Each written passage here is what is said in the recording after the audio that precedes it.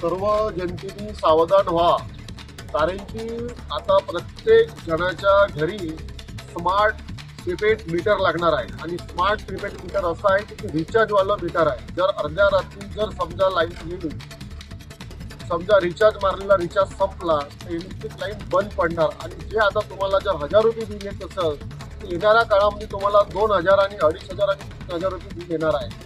हे smart prepaid meter कमीत 2,16,00,000 लोकांच्या घरी लागणार आहे. आणि जे कमर्शियल जे मीटर आहे 25,06,000 लोकांच्या व्यावसायिक, जे छोटे मोठे व्यावसायिक आहे, दुकानदार आहे, त्यांच्याकडे लागणार आहे. पण आता तात्पुरता यांनी फक्त स्मार्ट मीटर घरचे मीटरसाठी तात्पुरती स्थगिती केलेली आहे. आणि जे कमर्शियल मीटर आहे ते कमर्शियल मीटर हे आताही लावणं चालू आहे. आज आम्ही राष्ट्रवादी काँग्रेस पार्टीच्या माध्यमातून आज एबीसीबी ऑफिसमध्ये एबीसीबीचे कार्यकारी अभियंता यांना आम्ही निवेदन देण्यात आलेलं आहे की स्मार्ट प्रीपेड मीटर आमच्या हिंगणघाट विधानसभा क्षेत्रामध्ये जिल्ह्यामध्ये लावू नका. जर तुम्ही लावणार तर आम्ही त्याला काढून फेकू आणि आंदोलन करू. या एमएससीबीचा आम्ही निषेध करू, कारण की तुम्ही सर्वसामान्य जनतेची लूट करत आहे स्मार्ट प्रीपेड मीटरच्या माध्यमातून. म्हणजे जनतेला लुटत आहे पैशानं. यासाठी आज राष्ट्रवादी काँग्रेस पार्टीतर्फे निवेदन देण्यात आलं कार्यकारी अभियंत्यांना की स्मार्ट प्रीपेड मीटर हे लावू नका. ते कमर्शियल मीटर 25,06,000 मीटर त्यांचे लावणं चालू आहे. आणि 2,16,00,000 जे घरचे मीटर आहेत तात्पुरती स्थगिती दिलेली आहे. तात्पुरती स्थगिती यासाठी आहे की येणारी समोरची जी निवडणूक बघून आणि लोकांचा जो रोष पाहला, जनता ज्या पद्धतीने विरोध करत आहे म्हणून तात्पुरती स्थगिती आहे. पण आम्हाला तात्पुरती स्थगिती नको, कायमस्वरूपी स्थगिती पाहिजे आम्हाला. कारण की कायमस्वरूपी हे मीटर आम्हाला पाहिजे नाही.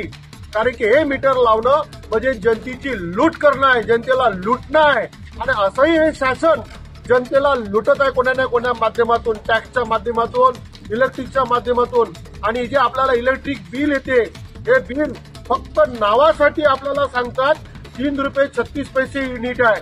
हे 3 रुपये 36 पैसे हे युनिट फक्त 100 युनिटसाठी आहे. जर आपलं 500 जर युनिट जळत असेल तर 11 रुपये 86 पैसे पडते.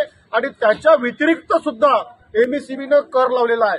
स्थिर आकार वेगळा लावलेला आहे, वीज आकार वेगळा लावला आहे, वाहन आकार अलग लावला आहे, इंधन आकार वेगळा लावलेला आहे. हे आकार जर आपले पकडले तर घरच्या जे मीटर जे आपलं आहे त्याचे जे युनिट दर आहे हे युनिट दर आपल्याला 18 ते 19 रुपये युनिट दर पडते. म्हणजे सर्वसामान्य जनतेला लुटत आहे. हे फक्त आपल्या महाराष्ट्रात आणि आपल्या विदर्भातच हे लूट आहे. बाकी इतर राज्यात ते लूट नाही आहे. दिल्लीमध्ये लूट नाही आहे जनतेची, फक्त ते लूट ह्या विदर्भामध्ये हे लूट आहे. म्हणून आपण सर्व जनतेने जागृत झालं पाहिजे. आपण जनता जर जागृत झालेलो नाही तर येणाऱ्या काळामध्ये हे सर्व जे मीटरच्या माध्यमातून, इलेक्ट्रिकच्या बिलच्या माध्यमातून आपल्याला पैसे द्यावं लागेल आणि भोगावं लागेल. आणि मग आपल्याला पस्तावा करावा लागेल. म्हणून सर्व जनतेने जागृत झालं पाहिजे आणि हुशार झालं पाहिजे. यासाठी आज आम्ही निवेदन देत आहोत.